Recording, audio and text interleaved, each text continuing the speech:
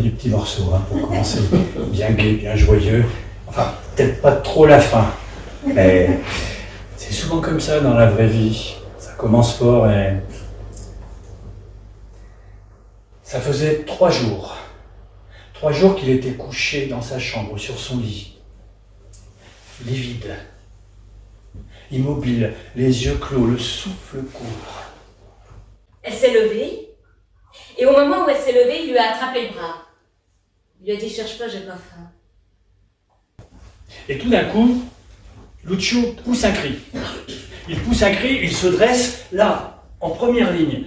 2e page, en gros titre. L'art italien en deuil. Le célèbre Lucio Pedronzani vient de mourir. Et petit à petit, le doute s'est insinué dans son esprit. Qu'est-ce que ça pouvait être? Qu'est-ce qu'elle pouvait mettre dans le gâteau qu'elle ne mettait pas d'habitude? Et puis, il s'est souvenu de choses un petit peu inhabituelles. Elle lui a déjà servi son verre de whisky.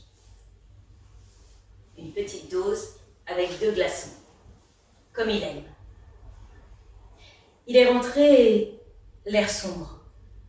Sans doute a-t-il eu une journée difficile. Il s'est assis en silence. Il a remarqué depuis quelques jours, sur le banc, là, à l'entrée du parc, 3 vieilles femmes. 3 vieilles femmes bizarres, étranges. Céline torturée, comme si l'enfer s'était imprimé directement sur son dos. Ça pouvait être que du soutien. Ils lui ont demandé de se courber un peu pour mieux voir, et tous les experts l'ont entouré et ont commencé à en discuter. Le galeriste est venu le voir et lui a dit « Je vous l'achète ». Je vous l'acheter.